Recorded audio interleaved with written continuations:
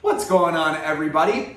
The topic of today's video is happily ever before, during, and after.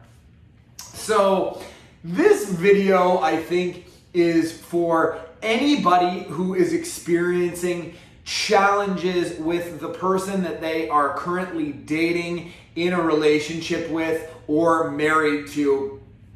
And I was laying in bed last night and I kind of had a little bit of a monkey mind. So I'm getting ready to go to sleep, and I've been dealing with some challenges in my personal life that have really got my mind just kind of really wrapped up and wound up tight. And this is involving somebody that I'm currently talking to, and I couldn't help but have this kind of revelation just last night as I was laying in bed about happy before, happy during, happy after. And so I want to kind of talk to you guys about that, because I think this strategy, this mental attitude and kind of outlook and the perspective that I am going to take moving forward with at least this situation in my life can help you guys dealing with similar challenges, whether it be in your personal life or in your professional life. And this, honestly, you can use this strategy whether it's with somebody that you're dating, with somebody that you are friends with, a family member, a boss, or a career or job, or really any aspect of your life. So let's kind of break this down. Happily ever before, during, and after. The common saying is happily ever after.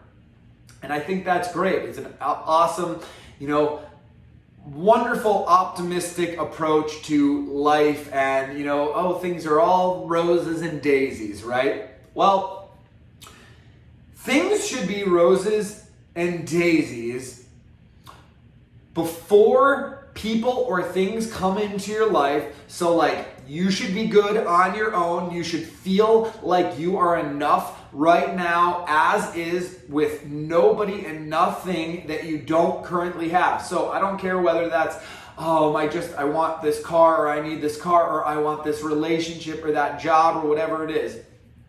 If you still you're grasping for things you don't have, you're never going to get there, because you're never going to be happy. If you're not happy before you have those things, you're not going to be happy while you have those things. So getting to a place where right now in your life, you are not grasping for anything that is not currently a part of you in order to feel fulfilled in your life. So happy before. Happy during is when those things that you might desire do enter your life. So it can be, again, any of the same things that I just listed. Whether it's, okay, now I finally got that car that I wanted. Now I finally have that relationship that I wanted.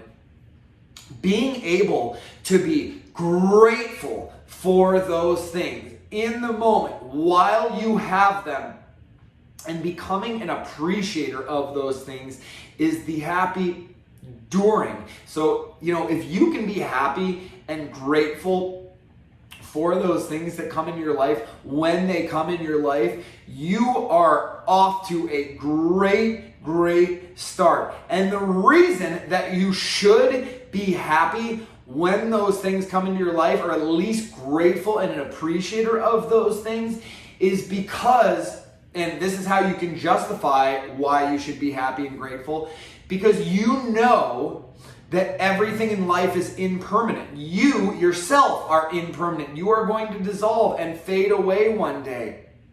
So just the same way that you are going to fade away one day, the things that come into your life are going to fade away. So that career that you desperately wanted, eventually one day, the company is going to go away. Maybe something happens and you can't perform the job anymore. Whatever it might be, you're still going to be grateful after it goes away. So that's actually how you justify being grateful for it while it's there.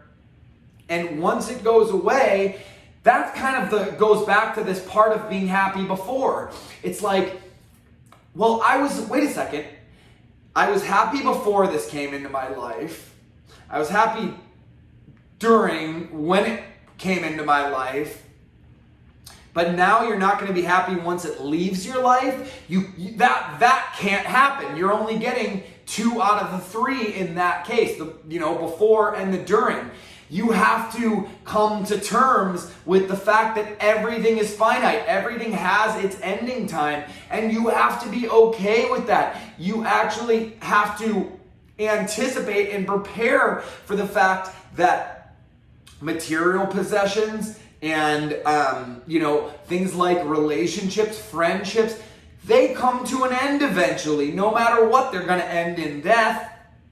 But at some point or another, most all relationships throughout your life are going to, you'll only be around for a certain part of your life. There's very few relationships in your life that last a lifetime, the happily ever after, and like far beyond this lifetime or whatever. But if you come to terms with the fact that you're like, I want this, let's just say it's a relationship, right? Okay. I want this relationship. But I'm okay without it. That's before. You get the relationship. Now you're happy in the relationship. Things aren't going so well after a couple of years together or whatever. The relationship's starting to dissolve and fade.